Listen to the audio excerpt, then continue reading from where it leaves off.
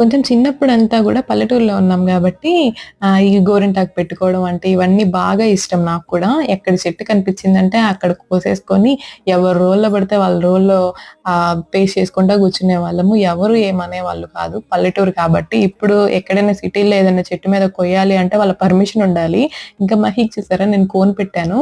అది ఎంత మంచిగా ఉంచుకుంటదో దాన్ని ఆరిపోయేదాకా ఊదుతా ఉంటది.